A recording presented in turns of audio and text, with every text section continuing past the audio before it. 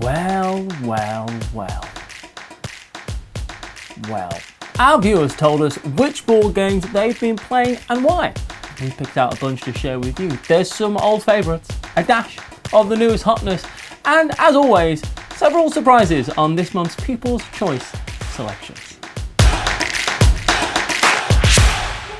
The first game our viewers have been playing tells us to take a deep breath and relax. Don't tell me what to do, alright? Maybe I like the stress, but those are the first words in the rulebook when you learn a gentle rain. That's starting us off this month. You've come to the lake, hoping to see a rare and beautiful sight, probably ruined by someone on a jet ski, but the lilies here open their blossoms in the rain, and only rarely do all 8 kinds of lily bloom at once.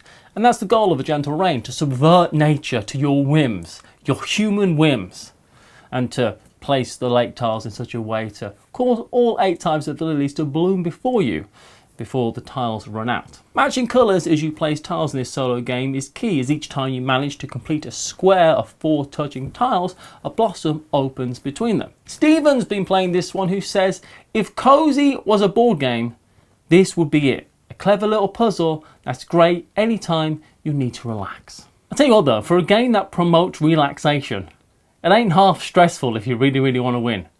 You're placing out these tiles before this ticking clock counts down and you lose.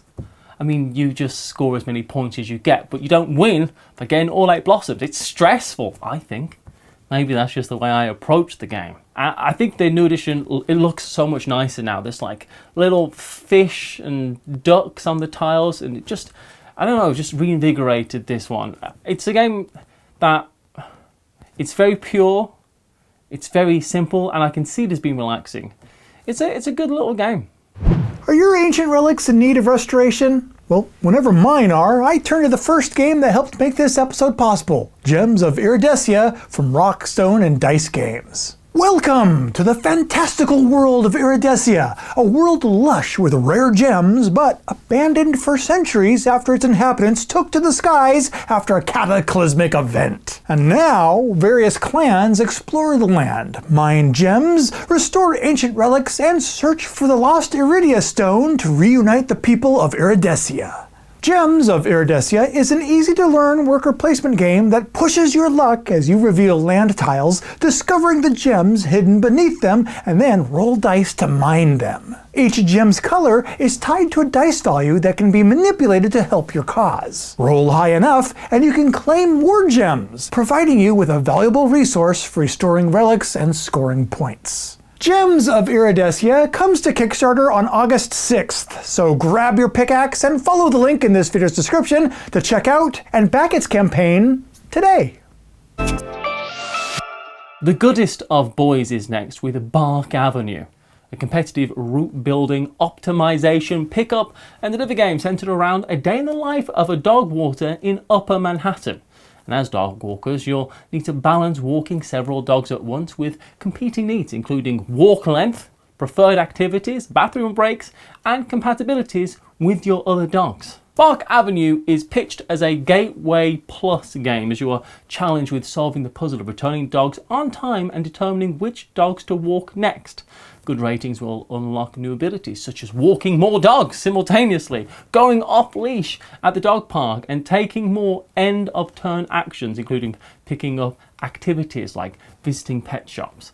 Timothy W has been playing this one and says, this charming nature of this game completely took me by surprise. I never thought I'd love a game about dog walking this much, but it's quickly become one of my will play anytime games. It's got adorable dog cards that are actually based on real life dogs in Manhattan. Thematically, I think I like this game, although it does have numerous trigger words that my dog, who is sleeping on my bed, keeps on tweaking her ear at. I keep on saying dog park and walk, and she keeps on going, you talking to me? Because I'm down. We will go later, I promise. She's not happy. This does look like a charming gateway game, a game to get people into the hobby, something that you could teach new players to, and especially if they like dogs, you know. This is something that's like, hey, you like dogs? Well, come in and play this dog walking game. Although I do know that the real life world of dog walkers isn't quite as easy and streamlined and pleasant. My friend is a professional dog walker in London, and there's more lawsuits flying around that industry than you could. It's a wild ride. Next we have Cascadia Rolling Rivers, which is part of the Cascadia Rolling series, which are 2 puzzly flip and roll and write games, featuring the habitats and wildlife of the Pacific Northwest, and of course based on the very popular Cascadia. It's your goal, if you choose to accept it, to simultaneously, I forgot which one I say, to roll the dice, collect wildlife, and complete habitat cards to fill in different environments on your pad while using special actions to manipulate your dice, and completion cards to unlock powerful combos. Kenneth K has been playing and enjoying this, saying, just received the roll and write version. I was surprised to see that it's even more challenging than the original. I enjoy the variety of multiple cards and their very different maps. However, the 4 goal cards are essential for making each game very different. There's not a lot of player interaction, so it plays the same at 1 to 8 players if you have both games. The rolling concept of this comes down to these goal cards. There's 4 goal cards that are out, but they kind of like go down this river, I guess. And once they're gone, they're gone. So you're going for these goals. And then you stressfully trying to go, I need to get this round or next round, otherwise that's gone forever. And then you get a combo, you complete this thing. So you roll the dice, you take the resources from there, you pick an animal, and you write it down onto your list, and then you go, okay, need 2 elk and 3 salmon to do this card. But I want to do this card, which is going to get me a bonus, but I want to do that when it's in the 3rd position, because I want the bonus that's on that 3rd position of the rewards track. And then you're trying to get the combos to get the special actions. There's a bunch of special actions with the dice, and you want to combo that with getting bonus actions by completing different habitats, because the animals are going to score you for, you writing down your animals so you can score the bonuses, but then you're going to score the calm down. Then you're going to score the habitats, and you get bonuses there as well. There's a lot to think about in this for sure. There's 2 of these, right? The rolling hills and rolling rivers, with some slight differences between them. I do wish there was just 1 of them and you could just buy that, but I would really like to play this. I am a Calico fan over Cascadia, but maybe this one is the game for me. Okay, so the official blurb for our next game, Dominion Dark Ages, reads as though Chaz from Watch It Played wrote it, so I'm just going to read it as is. Times have been hard, and to save on money, you've moved out of your old castle into a luxurious ravine. You didn't like that castle anyway. It was always getting looted and never at a reasonable hour. If it wasn't for barbarians, it was the plague, or sometimes both would come at once, and there wouldn't be enough chairs. The ravine is great. You get lots of sun and you can just drop garbage wherever you want. In your free time, you've taken up begging. Begging is brilliant conceptually, but tricky in practice since no one has any money, and you beg for twigs from the villagers and then they beg for them back, but no one really seems to come out ahead. That's just how life is sometimes, and you're quietly conquering people, minding your own business, when suddenly there's a plague or barbarians or everyone's illiterate, and it's all you can do to cling to some wreckage as the storm passes through. Still, you are sure that, as always, you'll triumph over the adversity, or at least do slightly better than everyone else. That's what they wrote. That sounds like a Watch It Played video at this point. Dominion Darker Ages is the 7th edition to the game of Dominion. Well, not a standalone game, it's got 500 cards, including 35 new Kingdom cards and new bad cards that you can give to other players, like Ruins. And this expansion focuses on trashing things and upgrading things for new ways to victory. It's Noreen G who's been playing this one, who's been playing it so much that they only have time to say, we played this using the iOS app. Now, hello, I am also a Dominion iOS app player. It's iOS. I actually don't know what iOS stands for, but I've got the Dominion app on my phone, the new one. It's brilliant. And this expansion for Dominion came out in 2012. I don't think so far it's been reprinted for the 2nd edition of Dominion or had an upgrade pack, but this expansion, Dark Ages, it's just more Dominion which is just such a timeless game because it always plays so satisfyingly, so smooth. It's just such a clean system. And this is just more of it. One thing I like about this expansion particularly is that you get spoils, which is like a keyword essentially. It's like get a spoils. It's which is a temporary like a silver coin that you can use. So you can play loads of cards to get you loads of temporary money. It's just brilliant, and there's lots of, the classic Dominion stuff. You start with a different set of what they're called estates in your hand that have different functions as well. It's just more Dominion, and that's always something I like. Once upon a time, there was a marvellous forest full of gorgeous fruits that could be squeezed and mixed into the most delicious juices, and while that sounds like any forest, these are fabled fruit, because this game is called Fabled Fruit. Fabled Fruit, which I've said 3 times now, is a Fable game, which was, in 2016, when this was first released, a new and unique concept in gaming experiences, where the gameplay changes over time. The game starts in an initial simple state, but as you explore deeper into the game system, the mechanisms and gameplay will evolve. You play the game over and over, and each play changes the game slightly. And unlike a legacy game, the game is never permanently changed. Anytime you can easily restart a Fable game from the beginning, either after you've run through the entire game system or at any time during the many unique games that you can play through. Peter E added this one to our list, saying, "This game is a weekly tradition between my partner and I." I can totally understand why this game would become a weekly tradition, because you are kind of playing through this, I don't want to say campaign or legacy game, but you're playing through essentially this huge deck of cards. What you're doing in Fabled Fruit is fairly simple. You're trying to get resources to exchange them in for these fruit juices, which are essentially points, and when someone's got a certain amount of points, you finish that game. The thing is that when you take those cards, because there's cards out, and when you trade your fruit in that you've got, through the loads of different actions, but it's all changing and resource management kind of stuff and conversion, you take that card off the deck. So these decks that have the actions are essentially starting to run out, and when one runs out, you're going to draw more cards out, and it could have a completely new action as new animal cards come out. So in game 1, you've got animal cards 1 through 8 out, but in game 6, you've got animal cards 14 through 22 out. So the actions are completely different. So you keep on playing and playing and playing through this huge deck of cards, the same game, but in very different ways. I think Fabled Fruit just passed me by, and it's one of those games that I did some research on for this video, because I'm a diligent board game content creator, and I thought, man, I think I would enjoy playing this. This seems like it could be fun. And apparently there's 9 games in the Fable series. Who knows? The reason I didn't know is because none of the other Fabled series games, like Find Sand or Flee and those type of things, or Freeman Freeze games obviously, none of them are called Fabled something else. They're just part of the system.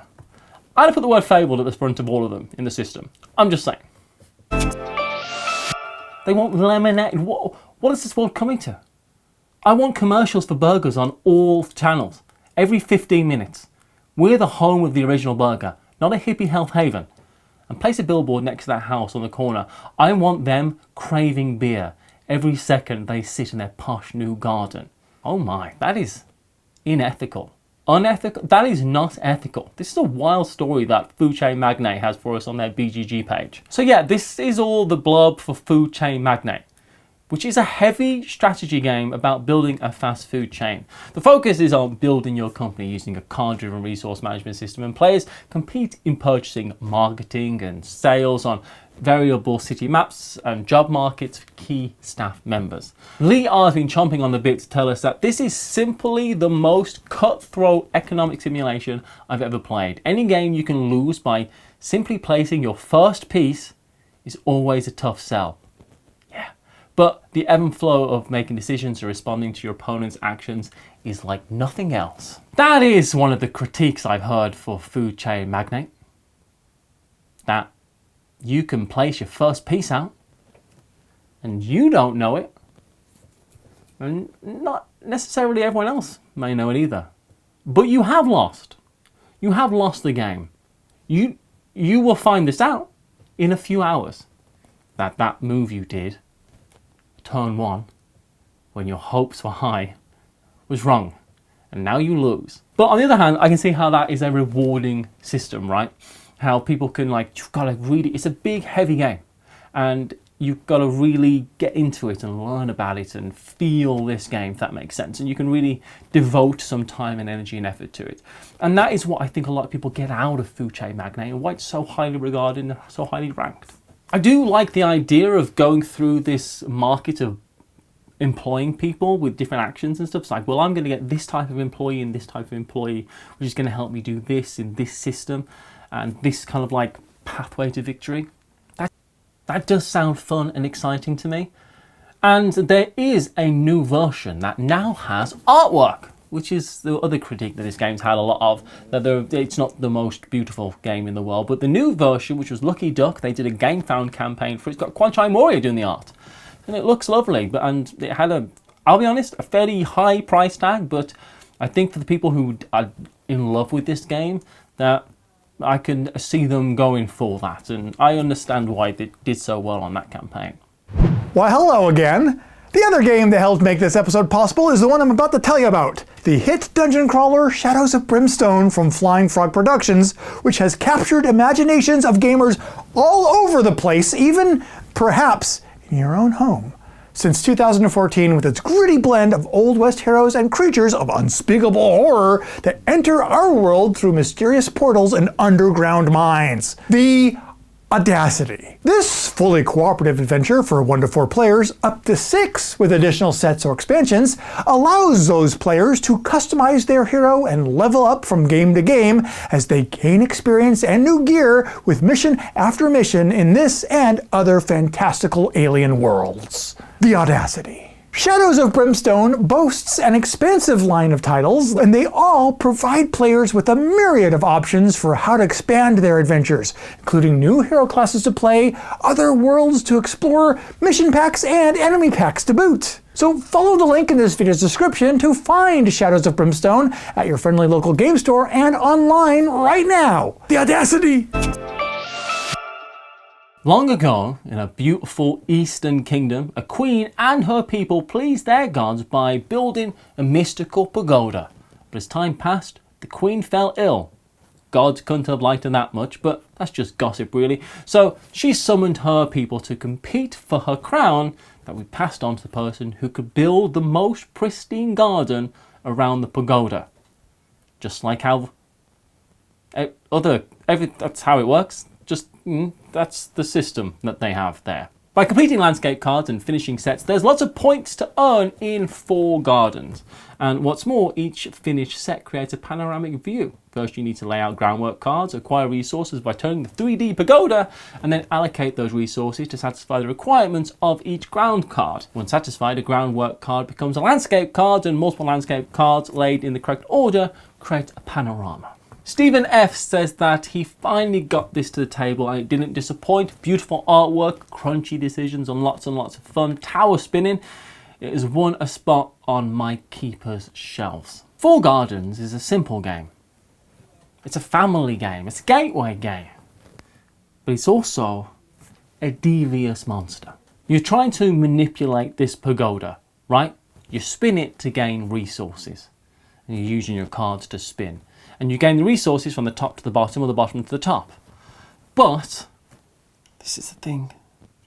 You can only have a certain amount of resources in front of you at any time. It's 4. You can only have 4 resources. So when you are trying to get stone, you want to spin it so that you don't have to first collect 3 grass and a wood. And then the stone that you're trying to get, the 2 stone that you need, you don't have space for. You've got to really think about how you're going to collect your resources. It's devious, but it certainly is a lot of fun. And in many ways, it's kind of got a similar feel to Fabled Fruit because you're trying to do conversions. You've got to try and think about the best way to get the resources that you need to convert those essentially into the contracts that you're trying to build to make these panoramas so that you can go all across these tracks to finish your panoramas to score points. The panoramas are these so that you build the buildings essentially, and they're going to move you up the track. But if you have a yellow panorama, and then the next one you build is a blue, you actually get the blue point and the yellow point. So you're going to score things multiple times. You've got to really think about which tracks you're going to try to go up. It's fun. I can really see how, with the table presence that this game has got and the gateway nature, but also the strategic and thinky way that you can play this, which kind of like appeals to a broader spectrum of people. I can understand why Arcane Wonders picked this up from the Korean publisher that had it to start off with. Now at number 3 on our list we have Gloomhaven Buttons and Bugs, the solo miniaturized Gloomhaven with an original campaign story written by Isaac Childress that features a playstyle similar to Gloomhaven in a fraction of the size. Set after the events of Gloomhaven and Forgotten Circles, the Aether recluse Hale, that's her name, has earned a reputation for being highly instrumental in saving the city from recurring disasters, and she absolutely hates it. Wannabe heroes are constantly barging in on her studies at the Crooked Bone, looking for help in becoming famous themselves, not to mention all the demons that come looking for vengeance. So she briefly considered moving, but that would require a lot of effort. So instead, she just placed an enchantment on her front door. Anyone who attempts to open it becomes miniaturized, and is therefore no longer her problem. Your character is one such wannabe hero, and in an ill-advised attempt at fame, you try to visit Hale, and poof! Now you're the size of a mouse and have entered an entirely different realm of lawlessness and self-preservation. You're going to have to find new ways to get into the Crooked Bone to convince Hale to please return me to my normal size. If anything, I'd like to be taller. So each scenario in Buttons and Bugs is a single card, pitting one mercenary against a handful of enemies, with simplified actions and AI. Each mercenary has a hand of just 4 double-sided cards, but they can be used twice, both the front and the back, before they're discarded.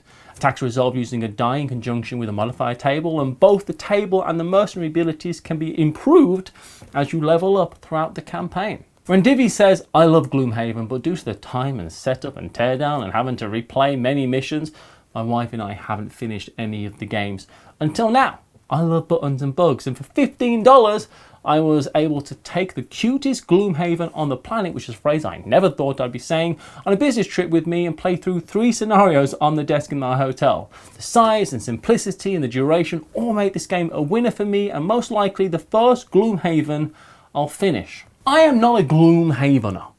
It's just not for me. I'm not the biggest dungeon crawler type of gamer. And I've tried Gloomhaven multiple times, digitally and in real life. It's just not the game for me. But I understand it's a great game and people love it, and this is not a judgment call on the game. It's just not for me. But I know so many people who like it. But I really enjoyed my play of Buttons and Bugs, which I was not expecting. And while it is, it's it's tiny, and it is a full game. There's a story and there's missions, there's an arc to the whole thing. It really is a full game.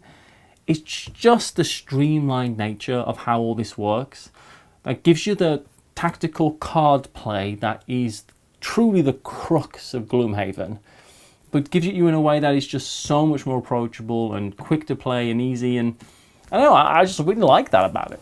And I just think as well is that Buttons and Bugs is such a marvelous kind of achievement.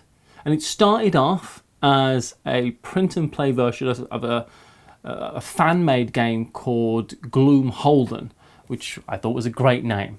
And the people at Seven Affair thought it was such a great idea that they said, we should make this. We should create Buttons and Bugs. And that's kind of an inspiring story as well, I think.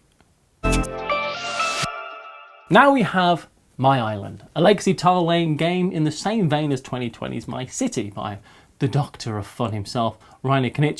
My Island is a competitive legacy game in which you develop your own unique island from connected hexagons, and not mentioning any spoilers here, but over 24 games you will experience the history of the island and discover its secrets, with each of the individual games featuring new rules and game materials which you will permanently change your game with forever. Luke P has been playing this one, saying, I've been working my way through the campaign of this over the past month and been really enjoying it. The frustrations I had with my city are long gone, although there are some ambiguities in the rules that cause some irritation. Overall, though, this is a great legacy game so far. On to the next chapter. What's your problem with my city? Luke? It's a great game. I think I like my island the best. My city was good. Okay, yeah, we're going to be brief about my island because I want you to go and buy it and I want you to experience it for yourself because I enjoyed it that much. I thought it was great. And at some point there's a twist and you go, what? How? Okay, cool, let's do that. It's so much fun. I mean, just core crux of the game. It's a simple tile placement game that gets more and more elaborate as you go on, right? And you do fun things and there's consequences and problems and I thought it was fantastic. My Island really is the best game out of the three because there's also the roll and build, My City. It's just brilliant. And me and Paula, Watch It Played contributor Paula Deming, we played this together over Zoom. We both have copies of it and we played My Island over Zoom, which is possible. It isn't how it's meant to be played, nor simple is it to do, but it is possible. And finally we have The British Way Counterinsurgency at the End of Empire, which is the first of several coin multi-packs containing 4 separate war games exploring a series of thematically related insurgencies. I'm going to imagine that throughout the game we will be convinced that the British were indeed always the good guys. But between 1945 and 1960, the British fought 4 major emergencies, as they referred to their counterinsurgency campaigns, each trying to manage their retreat from empire. There are 4 games in the pack focusing on exploring British counterinsurgency responses to a variety of different opponents, including communist insurgents in Malaya, militant nationalists in Kenya, and smaller and more clandestine terrorist organisations in Palestine and Cyprus. The game adjusts the core coin mechanisms to provide a compelling new way to handle 2-player conflicts, while also streamlining several mechanisms to quicken gameplay. And this is described as an approachable introduction to the coin series for new players, while presenting experienced players with 4 mechanically distinct games to explore and compare. Harold B leads the charge here, saying this is a coin starter kit. And like all historical games, you will learn something and you will probably polish your geography. The coin system from GMT is brilliant. What I like about The British Way is that it's 2 players and they are simpler, shorter, more approachable games to play. And you get to play through all of them, which is cool. There's a lot of content in this box, and each different game in this box, each different game in this version of the game, once you've learned the core rules, you only have to learn a couple extra rules. Honestly, I see coin games just continuing to build momentum and have that crossover from the war game community of board gamers into the hobby, Euro and Ameritrash kind of gamers. This coin system has been the most remarkable bridge between different parts of the hobby that just really stands out and shows that it must be something very, very special. And I will always say that while The British Way, this new one, is an approachable one to learn, I always believe that what you should do is pick there's lots of coin games and there's loads of different thematical, historical periods. Pick the one that interests you the most and just sit down and slog your way through to learn it. Because once you learn one, you've learned 85% of all the others. You only really need to learn one fully, and then you're kind of working out what's different in this one, what's different in this one. So just find the one that you're passionate about learning about, rather than which one is probably easiest to learn. I think ultimately that is the course to a satisfying experience. And that's a sampling of what our viewers have been playing this month. To join the discussion for the next episode, follow the link in this video's description to our Patreon to find how to pick the games featured in the People's Choice. And if you are able to do that, Please vote. Tell us what you've been playing. We'd love to see some more comments there. And to see what games are on our own personal radars, continue to this month's On the Radar episode. Thank you for watching, and we'll see you over there.